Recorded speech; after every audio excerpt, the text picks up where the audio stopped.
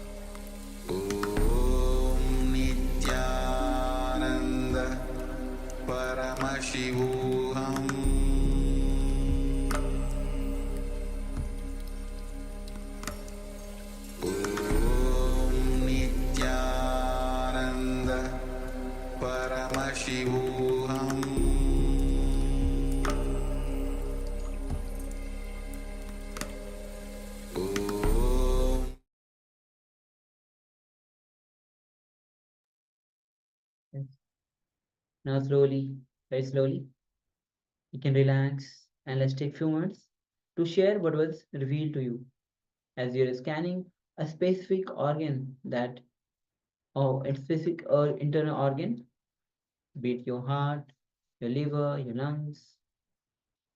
Just take a few minutes and let's share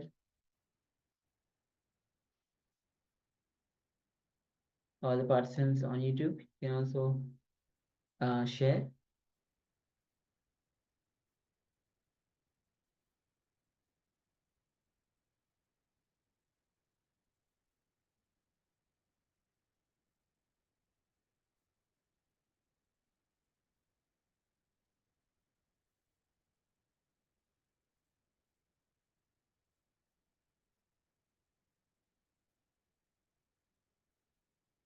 Please go ahead and share. Meanwhile, also get ready to enter into the next revelation by Swamiji, which is going to be on laughter, the green signal. Yes, laughter is the green signal. And then Swamiji will be guiding us through the next meditation, which is going to be on Amrita Tattva meditation. So let's come to the space of listening as we enter into these revelations by Swamiji.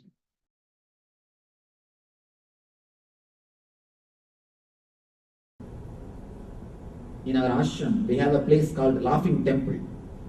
The place itself is named as a Laughing Temple, where I conduct regular discourses. Somebody asked me, what is this, Swamiji? New name. Laughing Temple. I say, in this place you are supposed to offer laughter as your offering. That is why I have named this place as a Laughing Temple. Laughing is one of the greatest religious quality. Sense of humor is one of the greatest expression of enlightenment. According to me, there is no enlightened master who has not expressed this one quality, the sense of humor. There are so many enlightened masters. You see, some master expresses the love, somebody expresses the compassion, somebody expresses the silence, somebody expresses the great intelligence, somebody expresses by dancing. If you see the Krishna, he always sings and dances. If you see Buddha, he is silent and graceful. If you see Mahavir, always meditating. If you see Rama, always living righteousness. Every master expresses one quality.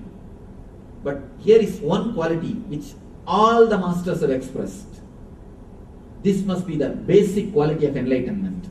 Sense of humor.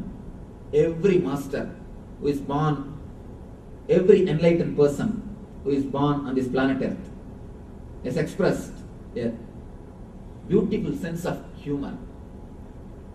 Ramakrishna's books, if you read Bhagavan Ramakrishna's books, the direct recording of his teachings, there is a beautiful book called Gospel of Sri Ramakrishna. Every other page, you will see a bracket, everybody laughed. Everybody laughed. After every other page, you will see a small bracket, everybody laughed. And actually, the translation is done with a very polite way, because in original Bengali he used to speak in a very slang language. He spoke all his teachings in original Bengali. The original Bengali, if you read, you will be shocked. Is it Ramakrishna who is speaking? He is a very simple type of person. He is not high intellectual. He doesn't know how to use those cultural terms or how to present things. He is very hard. It is just a heart-to-heart gossip. I always tell people, more than a word gospel, gossip is the right word for his teachings. Because it is something to do with heart-to-heart. He is so innocent, so simple, and all sorts of dirty jokes. You can never expect that an enlightened man can make so many dirty jokes. He gives all sorts of dirty jokes. One of his disciples, he asked, if you read the original Bengali version or an intimate reminiscence with him, you can understand what all the type of jokes he makes. One of his disciples is asking him, Master, you are an enlightened one. Why are you making such a dirty jokes? He says, what? I just tell jokes. You make it dirty. What can I do? I just tell jokes. You feel it is dirty. What can I do? That's the beauty of innocence. Beauty of enlightened masters. He says, when you speak in a cultured way, it means you are editing your words. Two things will start happening. First, verbalization, then editing, you present it. But when I speak with my people, I don't edit. When I am speaking to the public, when I am speaking to the common man, a newcomer,